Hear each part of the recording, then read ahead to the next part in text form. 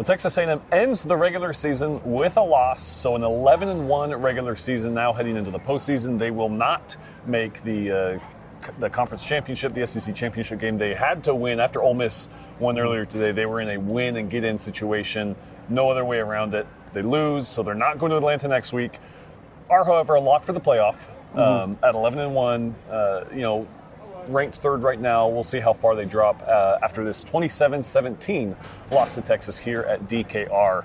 Kind of a tale of two halves here. Travis, kind of what were your kind of impressions of what you saw on the field tonight? I think the adrenaline was high in the first half, which usually that plays in favor of the defenses, and both defenses came out pretty strong. Yeah. A&M's defense seemed to pull a little bit of the momentum their way through the game, and the offense kind of started to pick up something, but really and truly what it was is we talked about this multiple times throughout the season, that this is an A&M team that had some flaws and right. had some things that probably should have lost them games coming down the line, but they just found ways to overcome it. This is the game that I caught up for them. They had the missed or the blocked field goal in the first half. Kicking has been some issues. They had penalties early in the season. There was that bad false start penalty on the fourth down, a couple of false start penalties that messed up what they were trying to do, especially on third and fourth down. There was turnovers, Marcel Reed late in the game. It just was that full-scale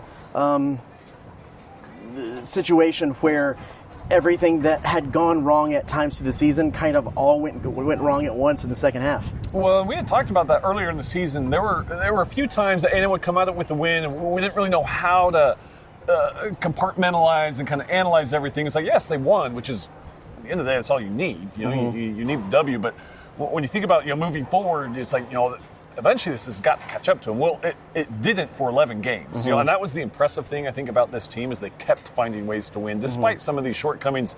You're right. This is something that just kind of all accumulated at once, just kind of everything going wrong. And even then, they still had chances there at the end to win it.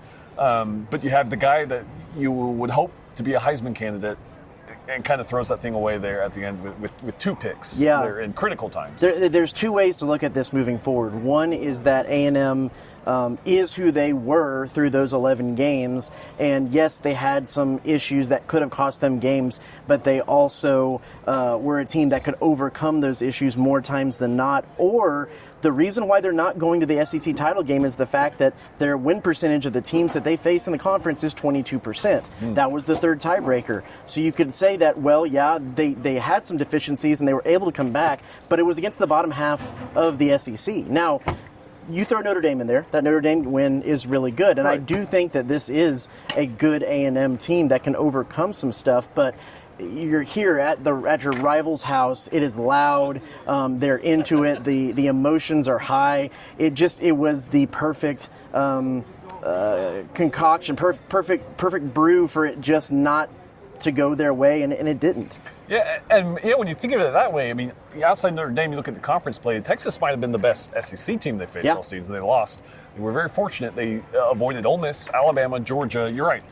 Everyone in the bottom half that they played. Granted, you got to give props. They took care of business. In years past, they would have dropped one of those games to a team they weren't supposed to. And this is a better Texas team than early in the season. This is a better Arch Manning than earlier in the season. This is a team that A&M is a team that was pretty well where they needed to be early in the season and maintained for the most part. This is a Texas team that grew through the season because, I looked at it. I thought one of the biggest deficiencies this Texas team had was going to be the offensive line, and especially in the second half, A&M's defensive front couldn't get anywhere near Arch Manning. Yeah.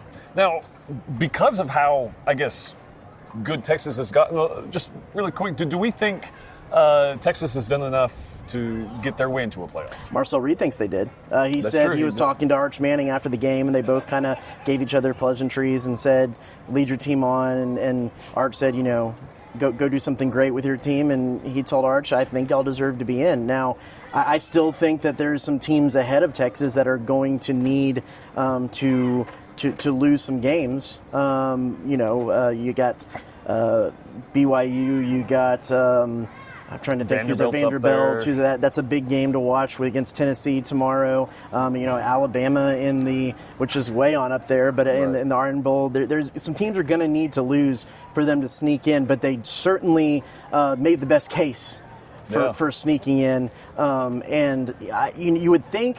We were talking about this in the post-game press conference. This is kind of getting ahead of ourselves, I know. But the other situation, A&M's not going to go to the SEC title game because of the loss and the tiebreakers. They're probably also not getting that first-round bye, which I guess for A&M fans, I mean, there's going to be a playoff game in Kyle Field.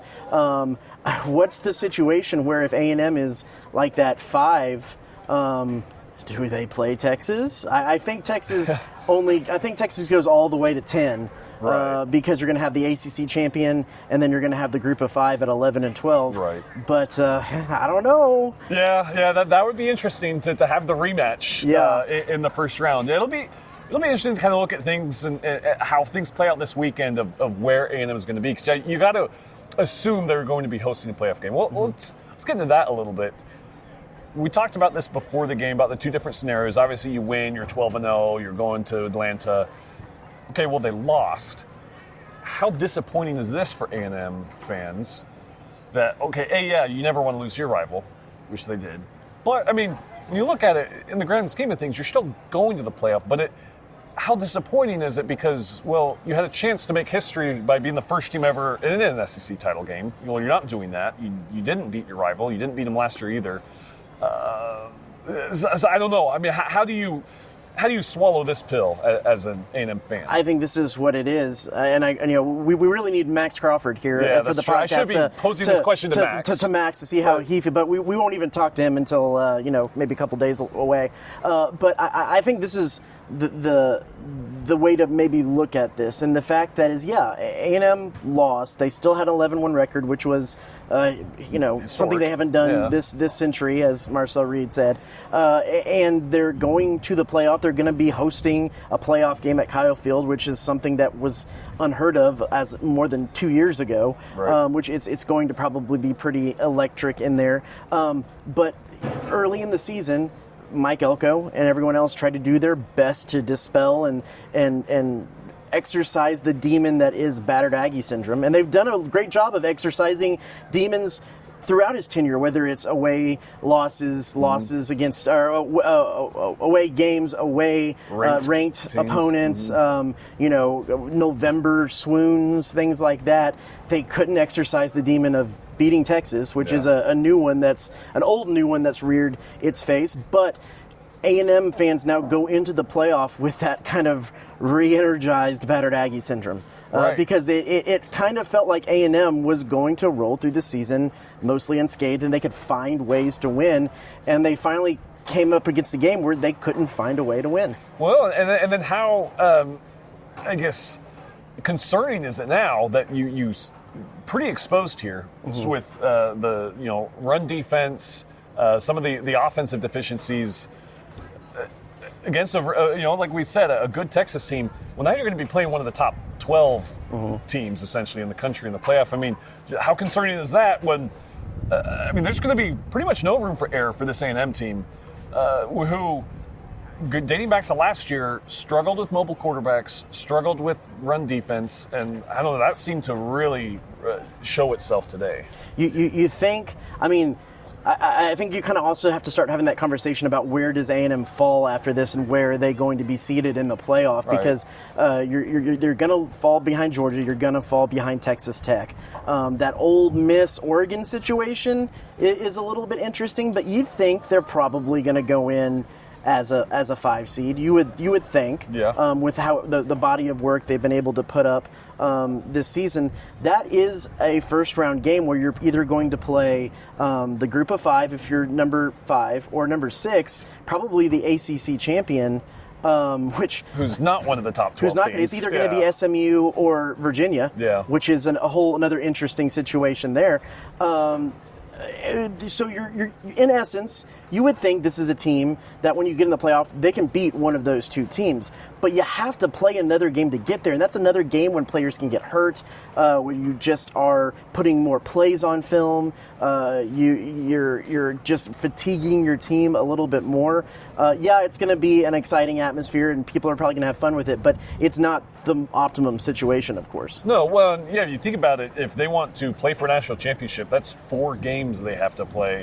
That's a third of the regular season. There's still a whole lot of football if they want to get to that point, and they're going to have to get better as those 4 games progress, because the opponent's going to get tougher, and they cannot show up like they did tonight. They can't show up against their last SEC opponent like they did against South Carolina either.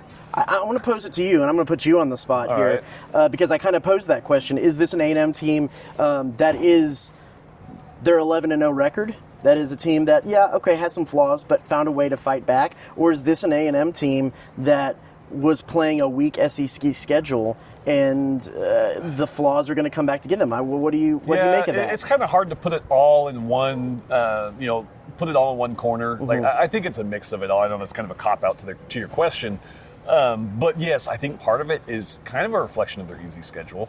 That's not to say that what I saw this season is a much better, much more polished, much more poised team than last year. I mean, they were able to pull out these wins. So that's part. I do think that is a big part of it. They're kind of. I mean, this was the best. Might be the best team they played. I don't know. It's hard to tell in the early season Notre Dame versus a end of the season Texas. For sure, the best SEC team they faced. So that's a big part of it. It's kind of. Maybe they weren't as good as the record showed. Maybe they, a number 3 team in the nation was just kind of a circumstance, a little bit. Granted, they have a chance to kind of go back and earn that back, but I'm going to have to see a lot more from really all phases of the game, because there's things on special teams. The defense has really been lacking, especially in the run. And then Marcel has just... For some reason, the connection with him and his receivers just hasn't been there these last few weeks. I'll flip that on its head and say, okay, if this is an A&M team that was the 11-0 team, that maybe these last few weeks, well, I'm going to say South Carolina and this game, because those are the 2 really glaring ones. Maybe throw LSU, the first half of LSU in there. Was a team that, and it makes sense that it was those 3 games, because the other 2 were at the end of the season. LSU, you saw the reaction when they won that game and how much that game meant to that team and those players. Mike Elko has said multiple times that like beginning of the South Carolina game, it was a team that was not not energized, not in the game. It was a team that was pressing too hard. They were wanting it too much.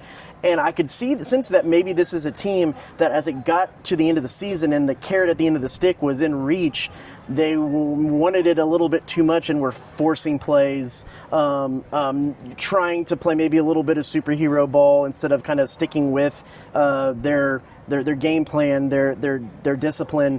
And so maybe you could argue the flip side of that is that by taking this loss, they don't have the conference championship to play anymore. Marcel Reed's probably played himself out of Heisman contention, especially with those 2 picks late in the game. All there is to play for is a national title, which sounds weird to say, but they can actually kind of the weight's off their shoulders a little bit. I get that. Yeah, the pressure's off because.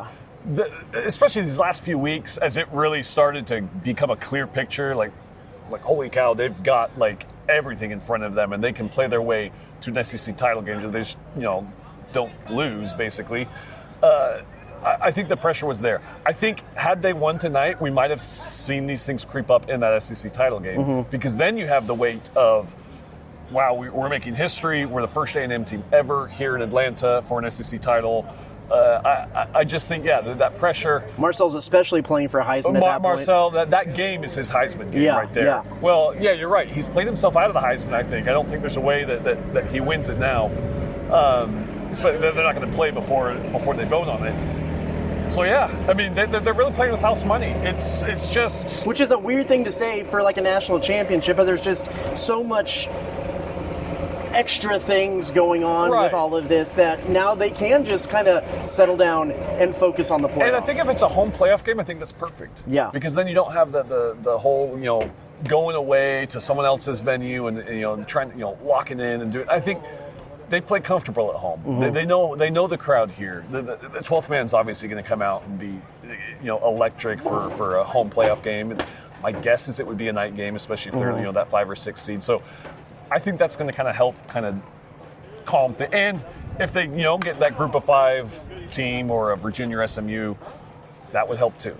So I guess in a way it's almost a good thing to jump into this kind of home playoff game, this first round, I think could set them on the right footing, for the rest of the playoffs. It's a quarterback who's had some trouble just getting him and getting some short passes to get into rhythm of things. Right. That's kind of what That'll get him into this rhythm. game could be. If you go to the SEC title game and you lose, and then you still probably have a first round bye if you lose, then you're going to a big bowl game and there's all that fanfare. So you might not make it out of that the quarterfinal round. So this might be good for them if they want to make a run. And you get to say you have a playoff. If for some reason they win and then face someone in the quarterfinals and lose out, you've won a playoff game. I know it kind of sounds like trying to put silver linings on things, but it's.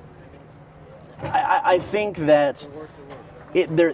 Everything is still out for them to get as a team after this loss, but you can't say that this is the full season of exercising demons because really and truly this was the biggest one. Oh yeah, and it all was building up to this, and they couldn't get it done. And I think that's going to be one that even if they make a little bit of noise in the playoff, there's always going to be a little bit of that sour taste in the back of the mouth because they couldn't get it done here. And we'll say this, for the flaws that I've seen and that they're obviously going to have to correct if they want to go on a run, I still think they have the capability of going on a run just because you look around the country, and I do think this national championship race is wide open. I think there's a lot of parity right now. A&M's not a perfect team.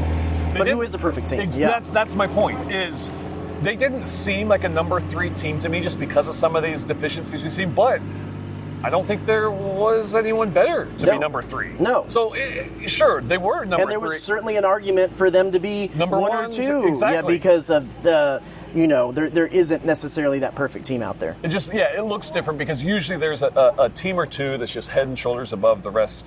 But like we said, I think this is a new era, and there's a lot more parity, which I think is good for the sport. But yeah, A&M is definitely in the mix. I think if you're one of the 12 teams, you've got a shot. We'll close it out with this because in the field, Texas got the last word. Yeah. And how about what they put on the Jumbotron there at the end of the game? Well, first off, it's pretty petty. Yeah. That was, I was shocked, actually. Because I've seen them put things on Jumbotrons before.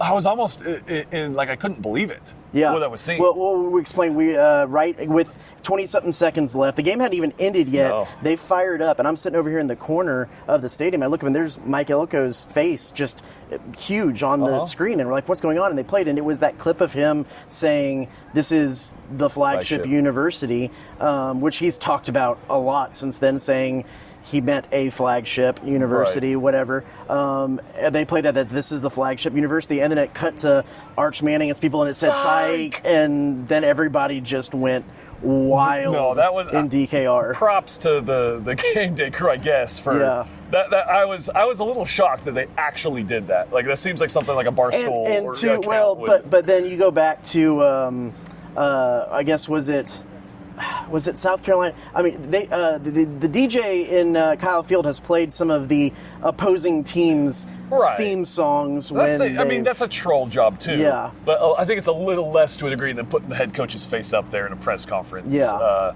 How long do you think they've been sitting on that one? Probably a while. And it was interesting too because through all of the pregame and through most of the game, there wasn't any, except for that one clip that they showed of kind of all of Texas winning the Lone Star Showdown last year and the games that they won. There wasn't much talk about like how this is the rivalry game. Like you could have thought that this was them playing anyone else. There wasn't special things on the field or anything like that. I mean, they had the Bevo busting through the A&M logo in the drone show, but I think they do that. It was a good drone show. But you wouldn't have known that if you came from Germany and sat in this, you wouldn't have necessarily known this was the Lone Star Showdown Right. Until that happened. And Yeah, then they were kind of something. waiting until the very end. So they won it on the field. They got the last word, and I'm sure the players and the coaching staff were not too happy about that. Probably not. And A&M's going to have to wait 12 months until, well, unless we get that weird playoff matchup. Yeah. But for the Lone Star Show, they're going to have to wait another year to see if they can kind of punch back because they're 0 for 2 right now since the renewal. But yeah, that'll do it from DKR. 27-17, the final. We will not be back doing this next week because Texas A&M won't play until probably the 19th or the 20th. Volleyball post-game recap, maybe? Volleyball? Oh, yeah. There we go. Yeah, maybe some of that. We'll see. But yeah, 27-17, the final here for Travis Brown. I'm Tyler Shaw.